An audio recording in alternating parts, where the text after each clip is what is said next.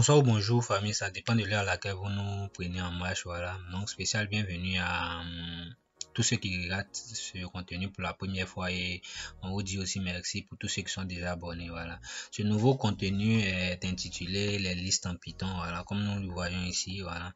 Comme d'habitude, nous débuterons avec la théorie, ensuite nous irons par la pratique. Donc, souffrez un peu d'entendre ma magnifique voix pour un bon moment. Voilà. Donc, les listes en Python, c'est juste un concept comme en français on le dit, c'est un ensemble de valeurs, voilà, une série de mots, de noms, de nombres ou signes mis à la suite les uns des autres, souvent rangés par ordre croissant alphabétique et décroissant, voilà. En Python aussi c'est pareil au fait. Donc c'est une variable dans laquelle on a plusieurs autres variables pour faire simple. Donc pour créer une liste, on va partir sur la phase pratique. Pour créer une liste ici, je viens comme ça. Pour créer une liste, on va décommenter ça ici. Pour juste créer une liste, on va ici sur cette première variable ici, on met d'abord le nom de la variable, et ensuite deux crochets, voilà, et ensuite deux crochets pour signifier que la liste est vide, voilà. Donc si on fait le run ici, voilà, le run nous donne quoi? Nous donne une liste vide ici et on a fait quoi? Le print du type de new list qui est ici, voilà, qui nous a donné ici que la classe est liste, voilà. Donc la syntaxe d'une liste est voilà la syntaxe d'une liste ici, voilà, c'est-à-dire on met le nom de la variable égal maintenant à deux crochets. Ici c'est dans ces crochets là que on met généralement les valeurs au fait de la liste, voilà. Donc allons un peu plus devant. Ici on aura quoi? Attends que je décommande ça et on va voir ensemble les résultats. On va créer une nouvelle variable qu'on va appeler par exemple ma liste, et dans la liste là on va mettre les différentes valeurs qu'on voit ici d'Agobert, Digbe, 25 points, moins 15 et 10 trop, Kenush et tout ça. Ce qui est intéressant dans les listes, c'est que dans la liste on peut ajouter, c'est-à-dire on peut mélanger plusieurs valeurs ensemble de types différents en fait. Donc ça ne pose aucun problème. En liste on peut le faire. On peut mélanger les cabris, les loups, les moutons, les lions ensemble, ils peuvent vivre en harmonie, voilà. C'est pas un problème en liste, voilà. Donc on fait ça et lorsqu'on fait le run, c'est-à-dire on a notre première liste, on fait le print du type de ma liste. Notre liste que j'ai appelé ça la variable ma liste et j'ai fait le print. Si on fait ici, on obtient quoi? On obtient d'abord le type et ensuite les différents éléments qui sont contenus dans la liste au fait, voilà. Donc c'est un peu ça. Donc si on veut faire aussi comme ça, si on décommande ça, si on veut que les éléments soient appelés de façon on appelle ça comment, ligne par ligne, voilà, on fait ça et on obtient ce résultat là aussi également, voilà. Donc je reviens ici et je vais décommenter tout ça. Je vais commenter tout ça autant pour moi et voilà. Ensuite on travaillera sur les listes, les fonctions qui touchent les listes en quelque sorte au fait. Les fonctions qui touchent les listes, on a plusieurs comme on le voit ici, telles que les fonctions len, append, insert, remove, pop, count, sort, reserve, copy, extend et clear, voilà. Donc on va voir ensemble ici un par un comment ces différentes fonctions là fonctionnent au fait, voilà. Donc la première fonction qu'on a ici là, c'est la fonction len. Mais avant d'arriver à la fonction len, j'aimerais quand même notifier un petit truc, c'est que la liste en Python peut être indexée, voilà. Les éléments de la liste en Python peuvent être indexés, c'est-à-dire qu'on peut les appeler ou les trouver à partir par un numéro, par leur position au rang qu'ils occupent dans la liste. Cette position est attribuée à un numéro qu'on appelle index, voilà. Dans l'exemple que nous avons ici, nous avons quoi ici? On a notre liste et en dessous ici j'ai mis quoi? Index et n qui est le numéro le numéro, le nombre d'éléments contenus dans cet index. Et lorsqu'on compte les index, lorsque le positionnement au niveau de la liste commence à partir de 0 en fait. Voilà, ça va de 0, 1, 2 jusqu'à l'élément n-1. Voilà, donc il n'y a pas de on compte pas à partir de 1 en plus comme les autres numéros, comment on appelle ça, les autres comme certains autres langages au fait. Voilà, donc si je viens ici et je fais par exemple je sais pas trop, voilà, je peux mettre ici, voilà, effectivement si je prends cet exemple simple, ma liste print ma liste entre crochets, print ma liste entre crochets, le numéro 1. Le numéro 1 ici concerne l'index, c'est-à-dire la position 1 dans la liste. C'est-à-dire si par exemple je dis dans ma liste, quel élément est en position 1? Donc je fais quoi? Ma liste entre crochets 1 qui est le numéro de positionnement. Donc si je fais le print, il va me donner quoi? Digbe. Effectivement, c'est Digbe qui est en position 1 parce qu'on a 0, 1 et voilà Digbe ici. Voilà. Donc on commence ça et on va rapidement. La première fonction ici est la fonction len qui nous permet quoi? De donner le nombre d'éléments qui est constitué dans notre liste, le nombre d'éléments, sinon le nombre de valeurs qui est constitué, qui a été enregistré dedans, sinon la taille. Donc ici, lorsqu'on fait le print de len ma liste, on obtient ici quoi? On obtient ici 7, voilà, qui est le nombre d'éléments contenus dans la liste ici, qui est défini ici n égale à 7. Ok, donc on commence ça et la seconde fonction ici est la fonction append. Append permet quoi? Append permet juste d'ajouter une fonction, une valeur à la fin de la liste, au fait, comme indiqué plus haut ici. Append permet juste ajouter un élément à la fin de la liste. Voilà, donc ici on a quoi? Donc si on décommande ça, on veut ajouter par exemple Nastia à notre liste. Donc on ajoute. Donc pour appliquer aussi les fonctions, on met le nom de la liste et en fonction après ça on met un point et après on met le nom de la fonction et on met maintenant la valeur. Voilà, comme on l'a fait ici. Donc si on fait un print de cela, on a quoi maintenant? Dagobert Digbe mais 5.5 moins 15 true Kenishu et Nastia. Vous voyez, voilà. Donc c'est un peu ça. Donc si on veut faire même par exemple ce qui contenait la liste avant et ce qui contient maintenant la liste après la fonction, après avoir appliqué la fonction, voilà, on voit qu'il y a une différence ici au fait. Voilà, donc on va à la fonction suivante qui est la insert. La fonction insert permet d'insérer une variable à un index précis. Voilà, ici même l'IDE nous dit en même temps, nous signifie index qui est ici et l'objet, c'est-à-dire la valeur qu'on veut ajouter maintenant à la variable en tant que telle.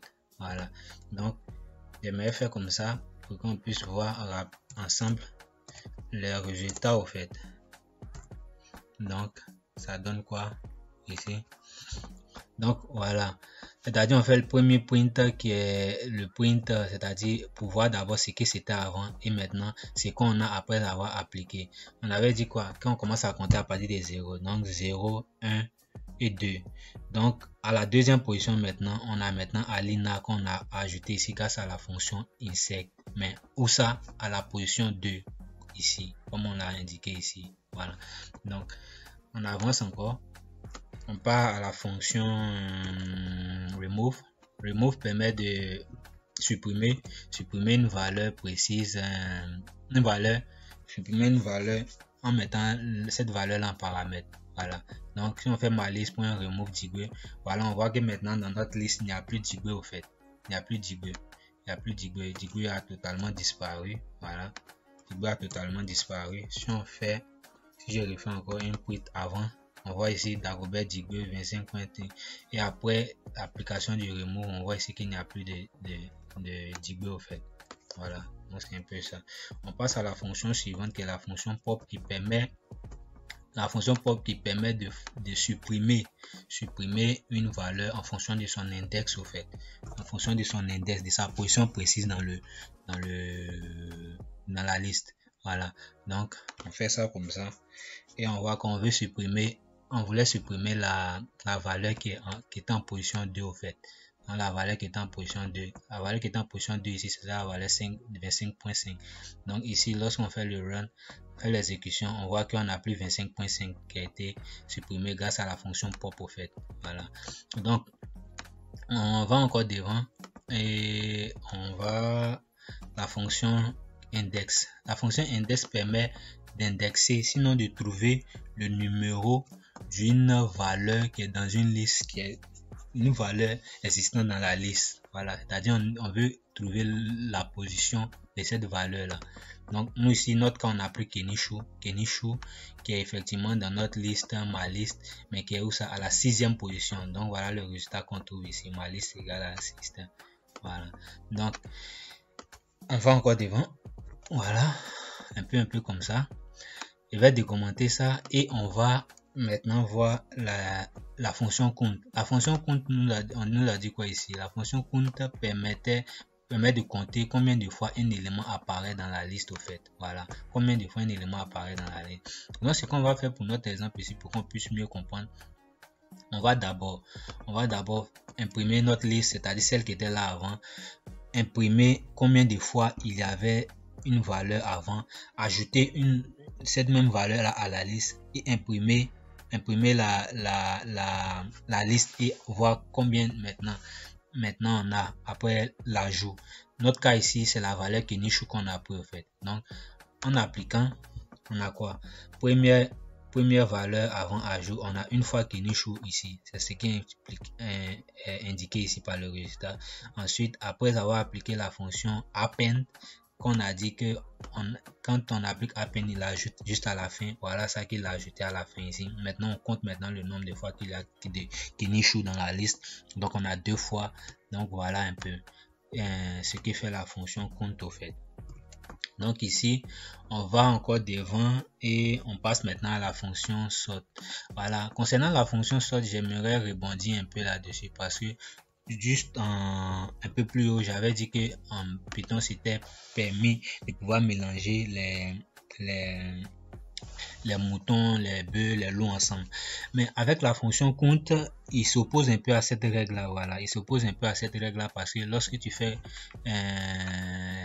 le count, lorsque tu fais le sort, le sort qui permet de trier par ordre croissant et décroissant, voilà, par ordre croissant et décroissant, comme on l'a vu ici. Le sort qui permet de trier les éléments de la liste par ordre croissant, décroissant ou bien alphabétique, voilà.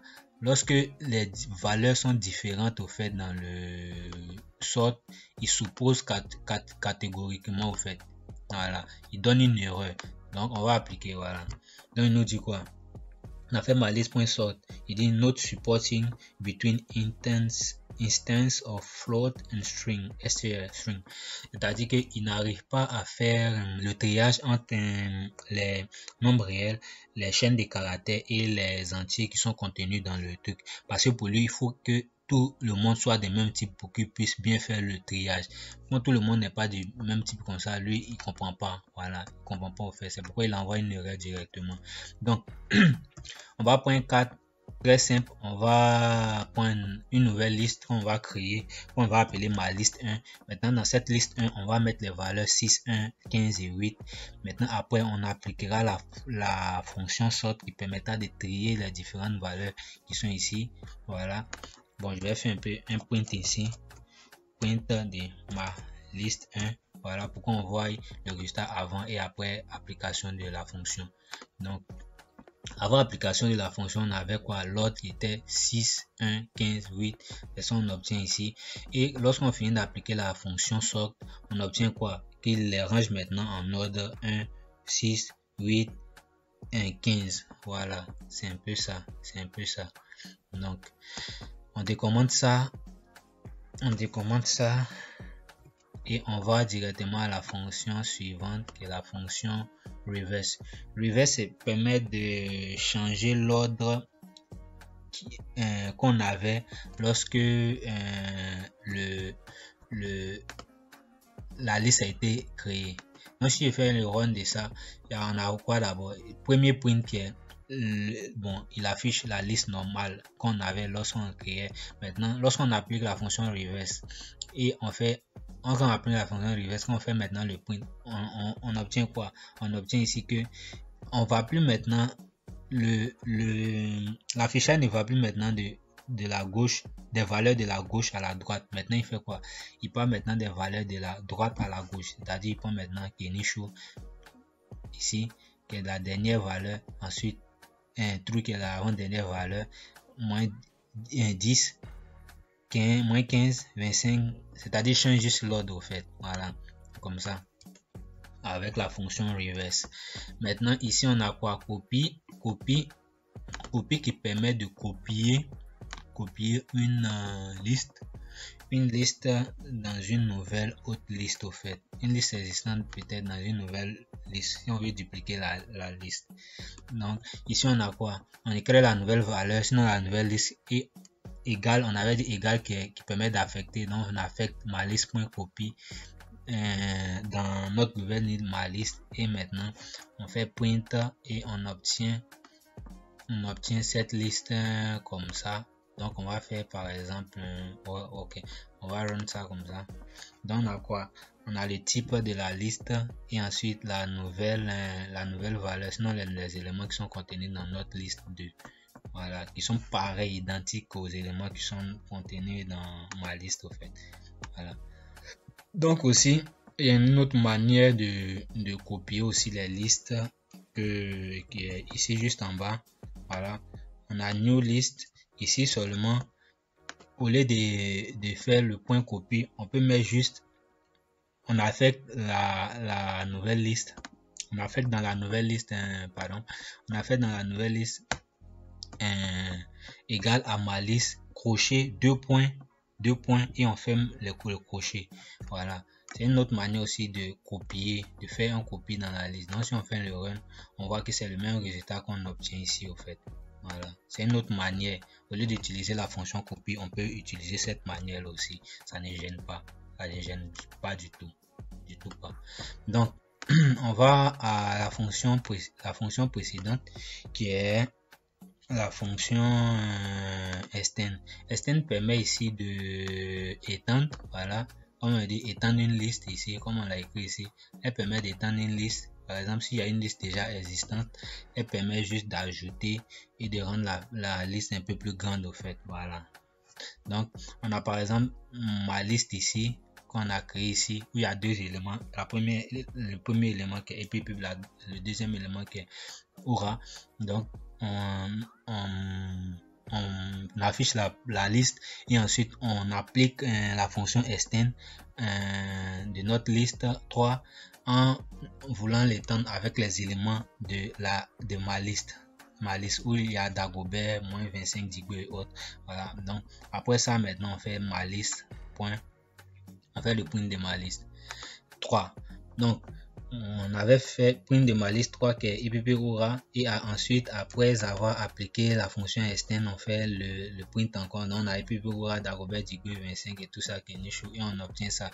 Donc il fait juste un ajout, voilà, à la liste déjà existante pour la rendre un peu plus grande au fait. Voilà, avec de nouvelles valeurs, si je peux le dire ainsi. Voilà, donc la dernière valeur, voilà, la dernière fonction, je pense, la dernière fonction, ouais, la dernière fonction ici c'est la fonction clear. Voilà, je vous entends, j'ai déjà entendu quelqu'un dire dans mon oreille déjà. Voilà, elle permet juste de supprimer les éléments d'une liste, tout simplement supprimer les éléments d'une liste. Voilà, donc si je fais par exemple un print ici, print de ma liste de avant et après application de avant et après application de voilà, justement puisque ici on l'a déjà supprimé. Voilà, c'est pourquoi il il ne trouve même plus cette liste. Voilà, il ne trouve même plus cette liste. C'est pourquoi il envoie l'erreur ici au fait. C'est pourquoi il envoie l'erreur ici pour dire que name my list 2 is not defined. Did you mean my list? Non, c'est pas de la liste, c'est pas ma liste on veut supprimer. On voulait plutôt supprimer ma liste 2 au fait. Voilà. Voilà. Ou bien tout simplement et si on faisait new list, mais elle n'existe pas, donc forcément elle va pas apparaître au fait. Voilà. Ou bien même si on veut faire un print de ma liste, ça donne quoi par exemple? Ok, on va tout simplement clean ma liste et on verra quoi donner. Voilà, c'est-à-dire on affiche d'abord ma liste, voilà, et après avoir appliqué la fonction clear, et lorsqu'on fait le print maintenant, on obtient, on appelle ça comment, la liste vide qui est juste en dessous ici. Voilà, donc c'est un peu ça. Voilà, la fonction qui est juste en bas, je pense qu'on l'a déjà vu, donc on va pas revenir un peu dessus où il y a les 2 points. Donc désolé si cette vidéo a été super longue, un peu longue, mais je tenais vraiment à ce que vous compreniez très bien ce concept de liste parce qu'il revient très généralement en Python. Donc c'était important qu'on survole le maximum sur ce thème là, sur ce sujet là. Donc voilà, donc pour ceux qui ne sont pas encore abonnés, faites comme les autres pour ne pas rater les news en activant la cloche de notification, et n'oubliez pas de laisser un pouce, un non-pouce aussi, un commentaire au passage, c'est très important pour l'algorithme. Donc je dirais plutôt prenez soin de vous. Voilà, prenez soin de vous, prenez soin de vos proches, et je vous dis à très bientôt pour un nouveau numéro. Voilà.